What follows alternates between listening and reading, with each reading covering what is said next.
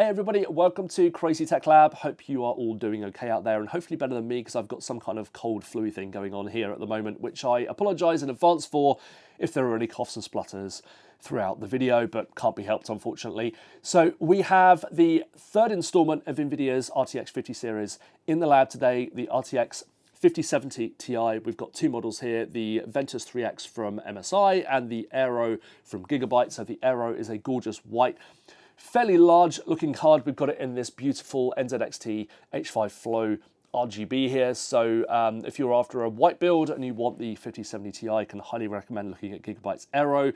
The card that we're going to be focusing on in terms of the performance testing today is the Ventus 3X from MSI. So $750, but obviously it remains to be seen how much it's actually going to cost when you buy it. We've seen some pretty high pricing for the 5080 and 5090 that have launched since January, primarily because of stock issues, so people going out trying to buy it, demand, supply, all that kind of stuff. The pricing has gone through the roof. So hopefully these cards won't cost too much more than $750, but you know the way that these things go, so you'll just have to make your own judgments when it comes to the conclusion and when you actually find the pricing in your area, how much higher it is than the MSRP. So 16 gigabytes of GDDR7 memory, and that compares to 12 gigabytes with the 4070 Ti, so a healthy upgrade over that card that was launched 2 years ago. Even more of an upgrade over the 3070 Ti, but not much of an upgrade over the 4070 Ti Super, which has the same amount, albeit of GDDR6X memory.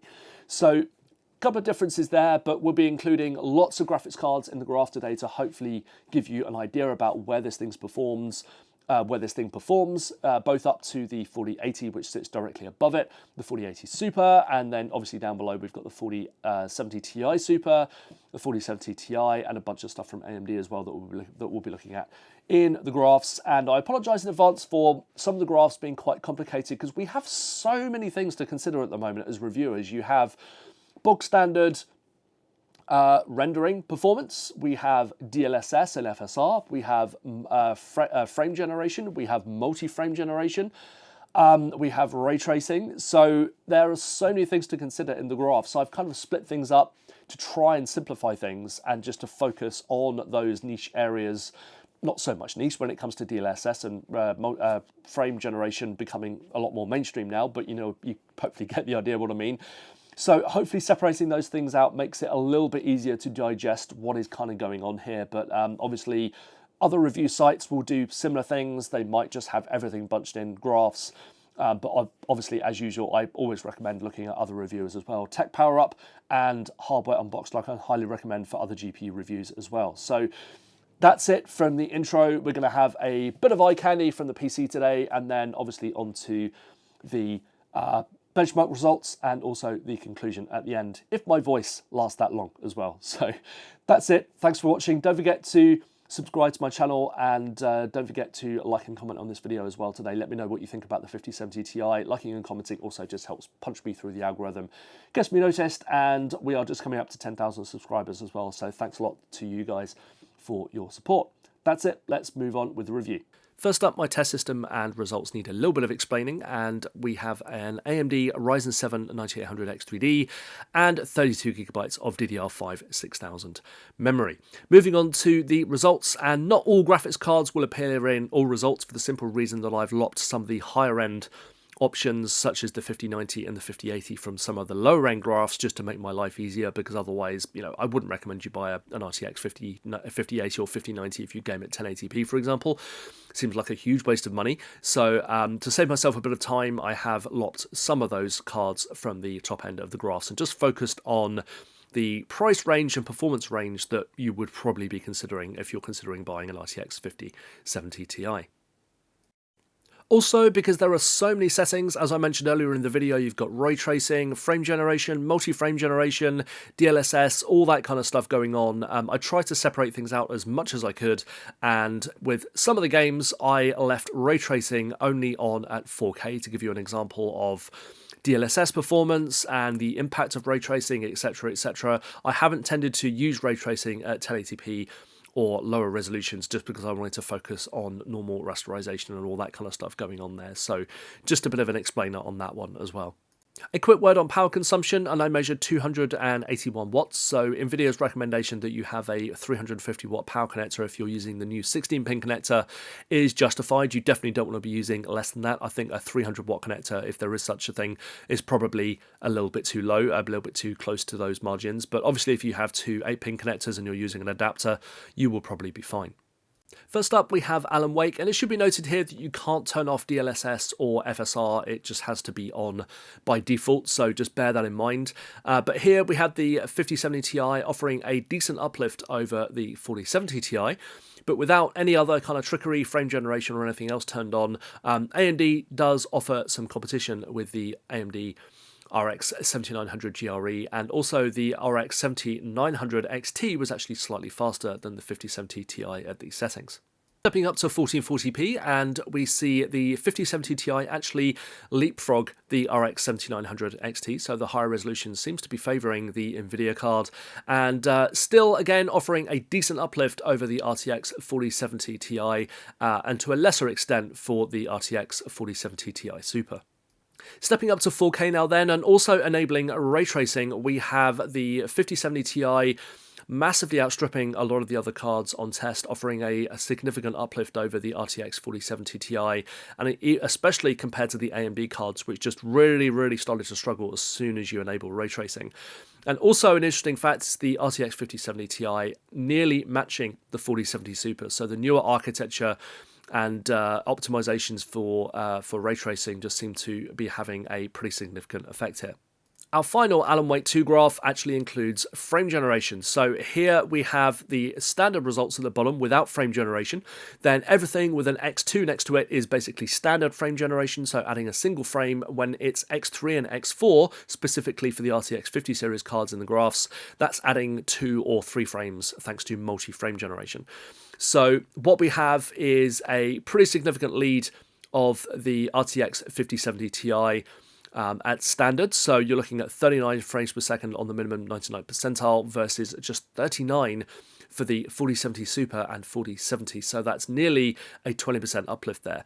So compared to the AMD cards on test, obviously we've got ray tracing enabled, and that just absolutely kills the performance for AMD cards in this game, unfortunately. Now, looking up at the top of the graph, when you enable frame generation, what you generally see, and we saw this last time with the 5080 as well and the 5090, is that you get a small drop in the minimum 99 percentile, but the average frame rate increases significantly. So here again, we've got a similar result to the 4080 Super when you have just standard frame generation being enabled.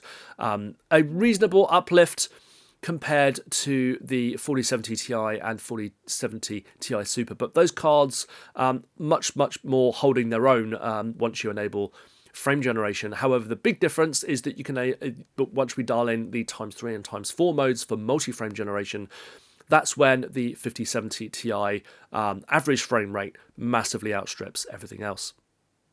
Moving on to some standard rasterization now then, and we've got the Assassin's Creed Mirage benchmarks coming up at 1080p. The 5070 Ti doing reasonably well, but outstripped by the RX 7900 GRE, and not really offering much of a benefit over the RTX 4070 Ti and 4070 Ti Super. Stepping up to 1440p, and it's a pretty similar result. The AMD RX 7900 GRE starting to struggle a little bit and falling behind the 5070 Ti. But again, the 4070 Ti and 4070 Ti Super not really that far behind the RTX 5070 Ti. So the extra memory of the RTX 5070 Ti seems to have helped it here, along with the newer architecture. We're still not dealing with a massive uplift over the 4070 Ti Super, which is maybe to be expected, but it finally outstrips the RX 7900 XT, at least on the minimum 99 percentile, if not the average frame rate. But there's a much bigger difference between the 5070 Ti and the 4070 Ti as you step up to 4K. Our next game test is Black Myth Wukong, and here we've enabled TSR rather than switching between FSR and DLSS, just to kind of get a bit of an even playing field and see what happens. The 7900 XT, I'm not sure what happened there, just seems to be an anomaly in the results. Not sure what's going on with that result, which is slower than the 7900 GRE for some reason. So looking further up the graph, we can see the 5070 Ti is still a little bit behind the 4080 Super, but offering a reasonable uplift over the 4070 Ti Super and 4070 Ti. So there's a between 10 and 15% uplift for the 5070 Ti over the 4070 Ti Super and 4070 Ti, which is pretty decent. And that's without any kind of trickery other than TSR being enabled in this game as well. So the 4080 Super and 5080 still offering a reasonable amount of uplift. So this is definitely not a 4080 Super beating card, at least in Black Myth Wukong. Next up, we have 4K, and here we have a 17% uplift for the 5070 Ti over the 4070 Ti, so that's a pretty significant uplift there. A little bit smaller compared to the 4070 Ti Super, and once again, the 4080 Super just holding a bit of a lead out there in second place. Next up, we've disabled TSR and we've enabled DLSS and FSR, depending on whether you're Nvidia or AMD. And here, once again, the 4080 Super and the 5080, the only cards able to outstrip the 5070 Ti, which offers a decent uplift over everything else, including the Nvidia RTX 4070 Ti. This graph is exactly the same as the previous one, except we have now enabled ray tracing. And once again, as we saw in Alan Wake, enabling ray tracing just really kills the performance for AMD here. So kind of not really worth considering, even with FSR enabled, for some reason just really struggling in this game with ray tracing enabled. The 5070 Ti actually managing to slightly outstrip the RTX 4080 Super here. So clearly ray tracing and the optimizations that are going on there are definitely helping this card in this situation, and massively outstripping the RTX 4070 Ti Super and 4070 Ti. Next up, we have frame generation enabled, so this is just ×2 mode, a single frame being added on all of the cards here because multi-frame generation wasn't available. And here we have the 5070 Ti offering a much higher average frame rate than the Nvidia RTX 4070 Ti Super and 4070 Ti. Obviously, with ray tracing enabled here, the AMD cards are kind of really struggling here again at the bottom. And the 4080 Super, though, offering a slightly higher 1% low, but slightly lower on the average frame rate. And obviously the 5080 there, faster on both of those things. Getting back to some standard rasterization now then, and we have the Nvidia RTX 5070 Ti outstripping the RX 7900 XT in this game, which is a good result, and offering a decent uplift over the RTX 4070 Ti Super and 4070 Ti as well, although maybe not really worth considering in terms of an upgrade. Stepping up to 1440p, and we have a pretty similar result, although a lot of the other cards managed much more similar 1% lows, and the only really the average frame rate counting in favour of the RTX 5070 Ti, which offered a decent uplift there over the 4070 Ti Super and 4070 Ti. But as I mentioned, the 1% lows not really seeing much of a benefit. At 4K now then, and we have the 5070 Ti actually outstripping the 4080 Super, which is a very impressive result. And here it starts to stretch its legs as well, and we have a decent uplift over the 4070 Ti Super and 4070 Ti, both in terms of the 1% lows and especially on the average frame rate. So we're back into a game that has a lot of different settings to test, Cyberpunk. So we're going to start off with just standard rasterization and at 1080p ultra settings. And we have a pretty good result here for the RTX 5070 Ti, which sits a little way behind the 4080 Super and offers a much higher average frame rate than the 7900 XT. But the 7900 XT did offer a very good 1% low. Now, compared to the older 4070 cards, we do see a significant uplift here, both in terms of 1% low and average frame rate. And you would probably want to consider upgrading over the 4070 Ti if Cyberpunk, for example, was the only game that you played.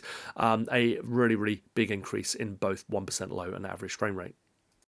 Stepping up to 1440p, and we have the 5070 Ti and 4080 Super actually matching each other pretty much at the top of the graph, but the 5080 offering significantly more performance there. And also the 7900 XT kind of matching both of those cards on the 1% lows, but just slightly lower on the average frame rate. Again, though, a significant uplift for the 5070 Ti over the 4070 Ti and the 4070 Ti Super, which managed very similar frame rates at the bottom there. Next up, we have 4K, and here we see for the first time the 5070 Ti offer a noticeable lead over the 4080 Super, which is pretty impressive. And obviously that goes even more so against the 4070 Ti Super and the 4070 Ti, which are third and second from bottom in this particular graph. So a decent upgrade there over both of those models. Next up, still at 4K, but we've enabled ray tracing this time, and no surprise to see the AMD cards struggling a little bit down the bottom there. But even here at 4K, the 5070 Ti without DLSS or anything else enabled, it just about managed a playable frame rate with a 1% low of 25 frames per second and an average of 29. So a little bit choppy, but pretty impressive to see 4K ultra settings and ray tracing enabled, and this card actually just about managing a playable frame rate. That definitely can't be said for the 4070 Ti Super, dropping down to 19 frames per second on the 1% low, and the 4070 Ti, clearly lacking in memory, dropped all the way down to 15 frames per second on the 1% low. So same settings again, but this time we have DLSS and FSR enabled for Nvidia and AMD respectively. Definitely helps the AMD cards, but they're still way down the bottom there. The 5070 Ti offering a much higher frame rate than the 4070 Ti Super and the 4070 Ti. Probably worth upgrading from certainly from the 4070 Ti if you play a lot of Cyberpunk again. And the 4080 Super, pretty much matching or exactly matching the 5070 Ti, and it's only really the 5080 and above that are going to offer a significantly higher frame rate. Our final graph then, finally, and we are Cyberpunk again, and this time everything as per the previous graph, but this time we have frame generation and multi-frame generation enabled. So anything with an X2 is basically just standard frame generation, a single frame being added. We also have the non-frame generation example of the 5070 Ti at the bottom there, just for reference. So that will also have the X2, as we can see, about halfway up, so that's the single frame being added. Then we have X3, which is 2 frames being added, and then we have X4, which is 3 frames being added. And obviously, anything with X3 or X4 is only applicable to the 5080 and the 5070 Ti in this graph. So by standard, it needs basically frame generation being enabled on most of the other cards. For example, the both AMD Radeon cards and the 4070 Super and the 4070 Ti Super to come close to matching or bettering the 5070 Ti. But obviously the 5070 Ti, once its standard frame generation is enabled, it leapfrogs both of those or all of those cards, especially on the average frame rate, offering a good 11 frames per second higher than the same settings on the 4070 Ti Super. So multi-frame generation stepping up to ×3. The minimum frame rate, as we've seen a few times before, does drop off a little bit when you enable frame generation and multi-frame generation, but you do gain huge amounts on the average frame rate. If you want to use this, that's fine. I'm not really here to say whether or not you should or shouldn't use and comment on image quality and all of that. We're just looking at frame rates here today. But the multi-frame generation ×3 mode, obviously a huge lead over everything else in the graphs. And stepping up to ×4 mode, and that extends out further. A single frame lost on the minimum 99 percentile, the 1% low, but the average increases to 181 frames per second. So what do we make of the RTX 5070 Ti then? Well, I'll try and make this conclusion quick, not least of all because my voice is about to give out because of this stupid cold flu thing. But in general, a lot of this is going to come down to the pricing, isn't it? $750 is what we've been given by Nvidia, but as we saw with the 5080 and the 5090, things didn't quite turn out that way. So obviously a lot more expensive than we were hoping, primarily because of these stock issues and just demand completely outstripping what was there in terms of supply. Don't quite know how it's going to pan out until these things hit the shelves and we see what the pricing is going to be like. $750, up 800, 850, we just don't know yet. 850 is where things start to become, sort of questionable in terms of the price that we're looking at and basing my conclusion on today. So obviously you'll have to take this conclusion with a bit of a pinch of salt, depending on whether we end up seeing prices like $900 or something for this card. Hopefully we won't, but you just never know. In terms of performance though, I was actually quite surprised by the 5070 Ti in terms of uplift over the 4070 Ti. Obviously that card is 2 years old now, so you'd expect a reasonable uplift, but 10%, even up to 20% in some situations or approaching that is a decent uplift, and that's standard rasterization, ray tracing, whether you're enabling DLSS or frame generation, you see a significant uplift in a lot of games. Obviously, you get the added benefit of multi-frame generation as well, which is only supported through DLSS 4 on the 5070 or 50 series, basically. So not just the 5070 Ti that we've got here, but obviously not supported on any of the 40 series cards or previous generations. So that's definitely one perk. I think I would probably say the 5070 Ti is worth an upgrade over the 4070 Ti, especially if you're considering using multi-frame generation. But elsewhere, there is a decent uplift over that card as well. We're not looking at 25-30%, but there's still a good 10 to 15% in a lot of situations. Again, though, don't just take my benchmarks as gospel. There are a lot of other really great websites that offer, you know, over 20, maybe even 30 game titles in their testing, and I would highly recommend looking at those. They've just got much bigger teams and more manpower to do that testing. Tech Power Up and Hardware Unboxed definitely get my vote, so definitely check those guys out before you reach for your wallet.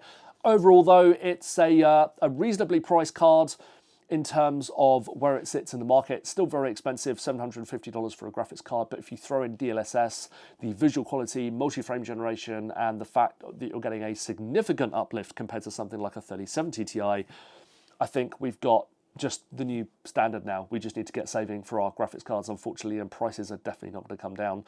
Obviously, we do have some competition coming from AMD, which you may or may not want to hold off your purchase here.